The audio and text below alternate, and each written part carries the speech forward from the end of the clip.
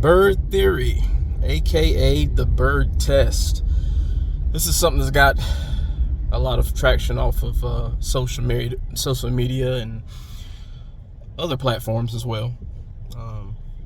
Mainly social media, but it's a test that's based around relationships, and pretty much, without stalling, without going on into deep a detail, what it's about is if you mention seeing a bird to your partner, you can kind of gauge where your relationship is by the response that they give you.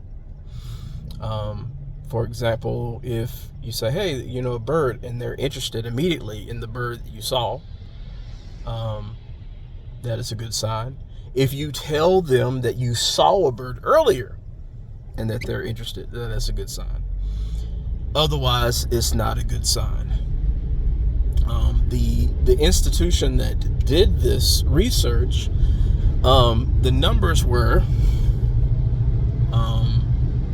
out of the couples that had a positive response, their spouse paid attention, 86% of those people were still together years later after they concluded the test.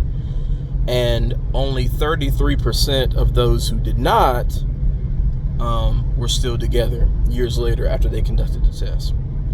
I would like to point out the fact that it wasn't 100% or 100%. That's what I want to point out. So this is not an end-all, be-all gauge on your relationship, and that is very important to understand and to acknowledge. But on a practical, not romantic relationship, I do know that this is a fact, but it goes outside of birds, and I'll give you 2 examples, at least 2. I have a cousin. First of all, let me explain how I feel about Kendrick Lamar. Kendrick Lamar has always been like Prince to me, where I respect him as one of the greatest artists that exist or have existed. But if I went the rest of my life without hearing a Prince song or a Kendrick Lamar song, I wouldn't miss it. Now, I have a cousin who is a Kendrick Lamar super fan. And I didn't even know this until recently. But, when me and my cousins were discussing the Drake and Kendrick beef. Anyway, after seeing how he was about Kendrick Lamar and talking to him a little about Kendrick Lamar, it made me start actually going back and listening to Kendrick Lamar's music. And now, for the first time ever, as long as this man's career has been, I have a song that is on. I have a favorite Kendrick Lamar song. I have a song that I would not want to go without hearing. And I actually have a few songs by him that I like now, and will actually look up to listen to on my own accord. And it was triggered by my cousin's love for Kendrick Lamar.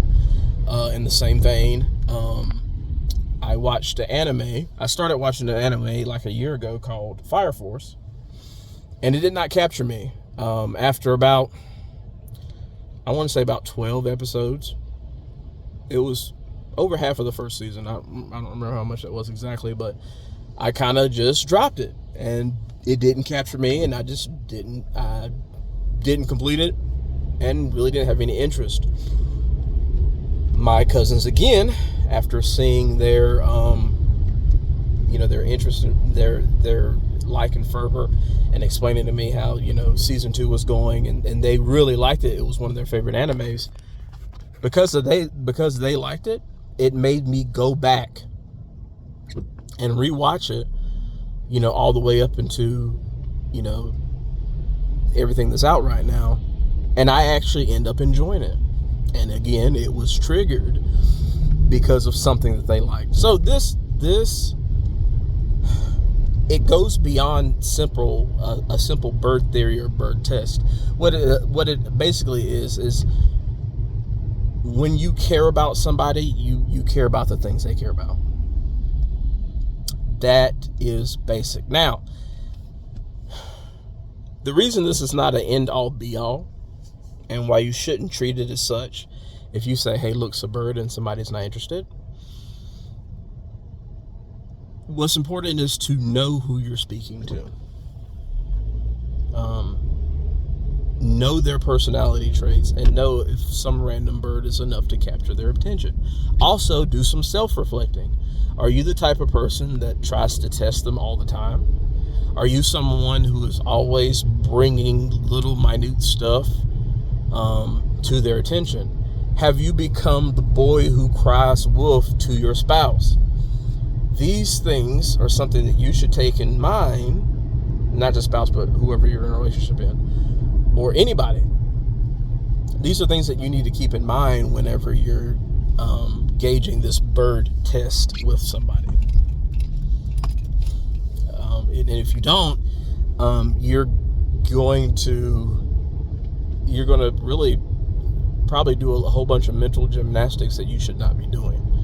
Ladies, I'm mainly talking to you. Now, again, like I said, even the test results were not 100%. Just because people did show interest when somebody, gave them the bird test, it was 86% were still together. That means 14% were not together. So it's not an end-all be-all. Out of the people who, responded negatively to the bird test, 33% were still together. So there still were some were together. So while this is a good gauge, a decent gauge, it is a minor gauge because everybody is different, and you need to know your partner and know yourself before letting if you're letting a bird test decide the fate of your relationship, then I'm going to keep it real with you. You probably need some help. But that's all I'm going to say about that. Until next time, Step Bro out.